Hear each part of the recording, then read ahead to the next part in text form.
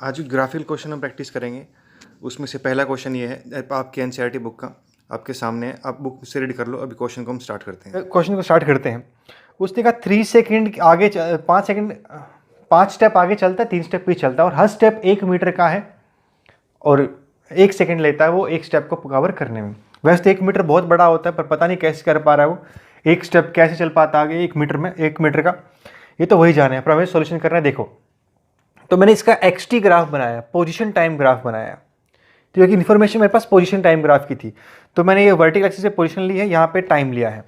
अब वो 5 स्टेप आगे चला, 5 स्टेप आगे यानी कि 5 मीटर चला, कितनी देर में? 5 सेकंड में। तो कहाँ पहुँचा? यहाँ पर। और वेलोसिटी उस दौरान उसकी कांस्टेंट थी, क्योंकि हर मीटर 1 सेकंड में यानी कि 1 मीटर पर सेकंड से वो चल रहा है। तो 1 मीटर पर सेकंड से वो यहाँ पहुँच गया। क्लियर? और उसमें 5 सेकंड लग गए हैं। अब वो वापस चलता है, पीछे आता है। अगर वो पीछे आ रहा है तो उसकी वेलोसिटी नेगेटिव हो जाएगी। यहाँ देखो उसका स्लोप नेगेटिव आ रहा है। अगर आप इसको समझो क्वेश्चन को, क्योंकि एक्सटी ग्राफ का स्लोप क्या देता है हमको? वेलोसिटी। और स्लोप क्या होता है? टेंजेंट ऑफ थीटा होता है, यानी कि एंगल इंक्लिनेशन कितना है वर्टिकल के साथ। अगर ये ऑब्ट्यूज हो जाए तो स्लोप नेगेटिव होती है, यानी वेलोसिटी क्या हो जाएगी? नेगेटिव। और वही आ रही है, वो पीछे आया है, मतलब वही ग्राफ आगे जाएगा, आदमी पीछे आएगा। ग्राफ और पिक्चर दो अलग अलग चीज़ें होती हैं। तो पीछे आया यानी कि वो नीचे आ गया और कहाँ पहुंचा ग्राफ में? वो 2 मीटर पे पहुंच गया। 5 से 3 पीछे आया, 2 मीटर पे आ गया। टाइम आगे बढ़ गया, 8 सेकंड हो चुके हैं। अब फिर से 5 स्टेप आगे चलता है, यानी कि 5 मीटर आगे, तो वेलोसिटी फिर कांस्टेंट। इस बात का खास ध्यान रखना है कि ये और ये पैरेलल आने चाहिए। क्यों? क्योंकि इन दोनों की जो वेलोसिटी है वो सेम है। वेलोसिटी सेम कब आएगी? जब स्लोप क्या आएगी? सेम। तो आपको वो स्टेप सारे ध्यान रखने हैं। तो इसी तरीके से हमने इसको सबको प्लॉट किया, 5 स्टेप आगे 3 स्टेप पीछे करते करते, और वो फाइनली 13 मीटर के यहाँ से चलता है। ये जो स्टेप है हमारा 10 मीटर से, ना सॉरी 8 मीटर से, 8 मीटर पहुँचने के बाद वो लगातार 5 स्टेप आगे चलता है। और 8 से 5 आगे कितना है? 13, यानी कि वो इस बार आगे जाते ही वहाँ गड्ढे में गिर जाता है। तो यहाँ फाइनली वो लैंड करता है, उसमें गड्ढे में लैंड करता है, पिट में लैंड करता है। तो टोटल टाइम अगर आप इस ग्राफ से एवरेट करोगे तो आपका वो 37 सेकंड आ जाएगा। ये क्वेश्चन हमने ग्राफिकली सोल्व किया। ये क्वेश्चन आप वैसे भी सोल्व कर, थोड़ा सोच करके। अब देखा जाए तो उसको 8 सेकंड में 2 मीटर चल पाता है वो, है ना। 5 सेकंड में 5 स्टेप आगे, 5 मीटर आगे गया, फिर 3 स्टेप पीछे आ गया, 3 मीटर पीछे आ गया, यानी कि 2 मीटर चला। कुल टाइम कितना हो गया? 8 सेकंड। तो हर 8 सेकंड में 2 मीटर वो आगे बढ़ पा रहा है। इसी तरीके से हम चलेंगे तो अगले 2 मीटर कितने में चलेगा वो? फिर 8 सेकंड में। तो करते करते उसको 32 सेकंड लग जाएंगे 8 मीटर तक चलने में। ठीक। इसमें थोड़ा सा कन्फ्यूजन हो सकती है कि आप उसको फिर डिवाइड कर दोगे तो आप लग सकता है 12 में वो 6 यानी कि 48 ज़्यादा बन सकता है। तो वैसा नहीं है, अब थोड़ा सा ध्यान से इसको करना है। 8 सेकंड में 2 मीटर, अगली 8 सेकंड में 2 मीटर। तो करते करते वो 8 मीटर पहुंच गया 32 सेकंड में, 32 सेकंड में।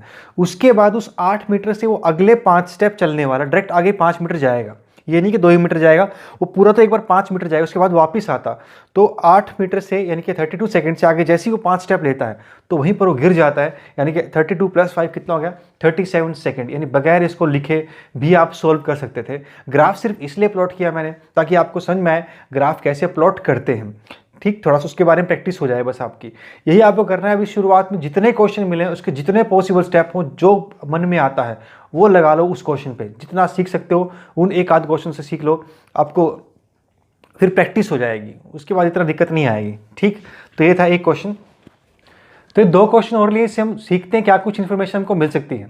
इनको इस क्वेश्चन में पूछा गया, पहला क्वेश्चन जो है इसमें पूछा गया कि इसमें से कौन सा 1 डायमेंशनल मोशन को रिप्रेजेंट नहीं करता और क्यों नहीं करता। तो अब उसका कंडीशन जानते हैं, रीजन जानते हैं, उससे हमको बहुत कुछ सीखने को मिलेगा। पहले क्वेश्चन में उसका एक्सटी ग्राफ दिया हुआ है और एक्सटी ग्राफ इस तरीके से प्लॉट किया गया है, ऐसा प्लॉट किया गया है। और आपसे पूछा कि क्या ये 1 डायमेंशन को रिप्रेजेंट करता है। तो ये ग्राफ 1 डायमेंशन को रिप्रेजेंट नहीं कर सकता, क्योंकि ये कह रहा है कि वो सेम टाइम पे 2 डिफरेंट पोजीशन पे हो गया है। कैसे? अगर आप इस टाइम के साथ वर्टिकल लाइन ड्रॉ करो तो इसको 2 जगह काटती है, यानी कि 2 डिफरेंट पोजीशन आती हैं सेम टाइम पर। तो वो बॉडी, एक ही बॉडी सेम टाइम पर 2 डिफरेंट जगहों पे नहीं हो सकती। तो इसलिए जो पहला पोर्शन है, पहला पार्ट है हमारा, वो एक 1 डायमेंशनल मोशन को रिप्रेजेंट नहीं करता। तो पहली चीज़ गलत है। दूसरा जो क्वेश्चन दिया है वो वेलोसिटी टाइम ग्राफ दिया हुआ है और वो एस सर्कुलर मोशन है, उसके बारे में पूछा गया है। और क्या ये रिप्रेजेंट करता है कि नहीं वो बताना है। तो इसके साथ में वही कंडीशन है कि ये एक ही टाइम पर 2 डिफरेंट वेलोसिटी बताता है। तो अगर वो एक ही टाइम पे 2 डिफरेंट वेलोसिटी बताएगा तो ये नहीं हो सकता, मतलब एक ही पार्टिकल की एक ही वक्त एक ही वेलोसिटी हो सकती है, 2 डिफरेंट वेलोसिटी उसके पास नहीं हो सकती उसी टाइम पर। तो अगर उसके पास दो डिफरेंट होगी, फिर वो चल कर रहा है, मतलब एक कह रहा है नेगेटिव, एक कह रहा है पॉजिटिव, एक साथ दोनों अगर हो गई हैं, फिर तो उसको रुक जाना चाहिए, तो गड़बड़ हो जाएगी ना। तो ये भी रिप्रेजेंट नहीं करता हमारे वन डायमेंशनल मोशन को। और ये अगला तीसरा आता है, तीसरा कहता है स्पीड टाइम ग्राफ है और वो ऐसा आया हुआ है, क्या ये सही है कि नहीं, क्या ये 1D को रिप्रेजेंट कर सकता है कि नहीं। देखो ये भी गलत है। रीज़न ये है कि स्पीड कभी नेगेटिव नहीं होती, स्पीड हमेशा पॉजिटिव होती है। तो ग्राफ 4 को पार्ट हैं, 4 ग्राफ हैं, हर एक ग्राफ से हमें 1D के बारे में खास बात पता चलती है। पहला कहता है कि एक ही टाइम पे दो डिफरेंट पोजीशन नहीं हो सकती। दूसरा कहता है एक ही टाइम पे दो डिफरेंट वेलोसिटी नहीं हो सकती, 1D में नहीं हो सकती। और तीसरा कहता है कि उसके पास नेगेटिव स्पीड कभी नहीं हो सकती, स्पीड हमेशा क्या रहती है, पॉजिटिव। तो तीसरा भी हमारा 1D को रिप्रेजेंट नहीं करता। चौथा है वो टोटल पाथ लेंथ प्लॉट की गई और विद टाइम, और ये कहता है कि टोटल पाथ लेंथ थोड़ी देर के बाद घट जाएगी, इस एक्सिस पे टोटल पाथ लेंथ आएगी, यानी टोटल कितना चल गया, इसको मतलब डिस्टेंस पूछा जा रहा है। तो ये कह रहा है कि डिस्टेंस पहले बढ़ा, फिर डिस्टेंस घट गया, फिर डिस्टेंस बढ़ गया, टोटल पाथ लेंथ। तो ये डिस्टेंस भी कभी कम नहीं हो सकता, टाइम के साथ डिस्टेंस बढ़ना ही है, क्योंकि चाहे वो वापस मुड़ जाए, अगर ये टोटल पाथ लेंथ ना होती, ये पोजीशन होती या ये डिस्प्लेसमेंट होती तो भी चल जाता, लेकिन टोटल पाथ लेंथ है इससे चलना, क्योंकि अगर वो मुड़ेगा भी, 1D में जाए तो मुड़ सकता है वो, अगर वो मुड़ेगा भी तो डिस्टेंस तो ऐड ही होना है, यानी डिस्टेंस तो बढ़ता ही जाएगा। तो टाइम के साथ डिस्टेंस घट नहीं सकता बॉडी का। एक्चुअल पाथ कवर या total path cover with time increase ही करती है 1D में, चाहे बॉडी आगे जाए चाहे बॉडी पीछे जाए। तो चौथा भी रिप्रेजेंट नहीं करता। इसे चारों पार्ट क्या है, गलत, और गलत होते हुए उन्होंने चारों ने हमको बहुत अच्छी अच्छी बातें सिखाई, 4 पॉइंट बताए हमको 1D के बारे में। क्लियर। अब एक और क्वेश्चन है, ये भी बहुत बड़ा क्वेश्चन है। एक सिंपल हार्मोनिक का ग्राफ प्लॉट किया गया, XT graph, position time graph plot किया गया सिंपल हार्मोनिक मोशन का एसएचएम का। ये आपका सेकंड लास्ट चैप्टर, वहाँ हम देखेंगे क्या होता है एसएचएम। खैर फिलहाल समझो किसी ने ग्राफ दे दिया हमको, ये है एक्सटी ग्राफ। अब सवाल हमसे ये है कि 0.3 सेकंड पर, 1.2 सेकंड पर और -1.2 सेकंड पर पोजीशन, वेलोसिटी और एक्सेलेरेशन का सिर्फ हमको साइन बताना है कि वो पॉजिटिव है, नेगेटिव है, क्या है, सिर्फ साइन बताना है। ठीक है, तो एक एक करके उठाते हैं। मान लो मैं 0.3 सेकंड पे चेक करूं तो 0.3 सेकंड कहाँ आएगा, 1 से थोड़ा छोटा आएगा, 0.5 यहाँ पे, 0.5 थोड़ा छोटा यहाँ पे आ गया कहीं पे, मतलब ये हुआ हमारा 0.3 सेकंड। तो इस 0.3 सेकंड पे चेक किया जाए तो पोजीशन तो नेगेटिव आ गई, ये तो हो गया नेगेटिव क्योंकि वो तो नीचे चला गया, तो ये वेलोसिटी हो गया नेगेटिव। अब बात आती है वेलोसिटी की। वेलोसिटी क्या होता है कि आप वहाँ पे स्लोप करके देखोगे, यानी कि लाइन टेंजेंट खींच के देखोगे, टेंजेंट की इंक्लिनेशन कितनी बनती है। अगर मैं यहाँ पे एक टेंजेंट खींचता हूँ तो ये ऐसी आई, और अगर आप इसको हॉरिजॉन्टल एंगल इसका मापो तो वो ऑब्ट्यूज एंगल आ रहा है। और ऑब्ट्यूज एंगल का मतलब अभी पढ़ा था हमने पहले क्वेश्चन में कि ऑब्ट्यूज का मतलब क्या होता है, स्लोप नेगेटिव होना, यानी वेलोसिटी का क्या होना, नेगेटिव होना। तो इसकी वेलोसिटी भी क्या है उस टाइम पर, नेगेटिव है, तो वेलोसिटी भी नेगेटिव आई। अब बात आती है एक्सेलरेशन की। एक्सेलरेशन के लिए हम ये चेक करते हैं कि वेलोसिटी बढ़ रही है कि घट रही है विद टाइम। अगर विद टाइम वेलोसिटी बढ़ जाएगी, उसका मैग्नीट्यूड अगर बढ़ जाएगा वेलोसिटी का, चाहे नेगेटिव में चाहे पॉजिटिव में, अगर उसका मैग्नीट्यूड बढ़ जाएगा वेलोसिटी का, तो इसका मतलब वो एक्सेलरेटेड थी, एक्सेलरेशन उसी के अलोंग काम कर रही थी, वेलोसिटी के अलोंग काम कर रही थी, यानी कि ए क्या हो जाएगी, पॉजिटिव।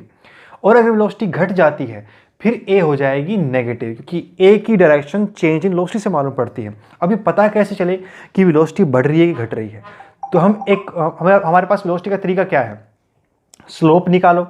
तो हमने स्लोप यहाँ निकाल ली। अब हम क्या करते हैं, एक और डिफरेंट पॉइंट पे स्लोप निकाल के देखते हैं, थोड़ा सा इससे आगे, यानी टाइम थोड़ा बढ़ गया है। और आप अगर यहाँ पे स्लोप बनाओगे तो आपको पता चलेगा कि स्लोप थोड़ा सा और कम हो गया, यानी एंगल ऑब्ट्यूज में और ज़्यादा हो गया है। या यूँ समझो कि अगली जो टेंजेंट आ रही है वो और ज़्यादा लेट गई, यानी कि वर्टिकल से और दूर चली गई। और जितना वो वर्टिकल से दूर जाएगी, चाहे इधर जाए चाहे इधर जाए, उतना उसका मैग्नीट्यूड घटता है। ठीक, अगर टेंजेंट वर्टिकल के पास आ रही है, इधर से पास आ रही है, तो उसका मैग्नीट्यूड बढ़ता है और पॉजिटिव में। और अगर वो इधर से पास आ रही है, उल्टी तरफ से पास आ रही है वर्टिकल के, तो उसका मैग्नीट्यूड बढ़ता है नेगेटिव में, मतलब उल्टी तरफ की वेलोसिटी की मैग्नीट्यूड बढ़ जाएगा। ठीक, तो ये तो क्या हुआ, उसके नीचे चली गई, तो नीचे जाने से क्या होगा, वेलोसिटी का मैग्नीट्यूड घट गया, यानी वेलोसिटी उसकी स्लो डाउन हो रही है, घट रही है। अगर वेलोसिटी डिक्रीज करेगी तो इसका मतलब एक्सेलरेशन क्या है, फिर नेगेटिव है, वेलोसिटी के अगेंस्ट है।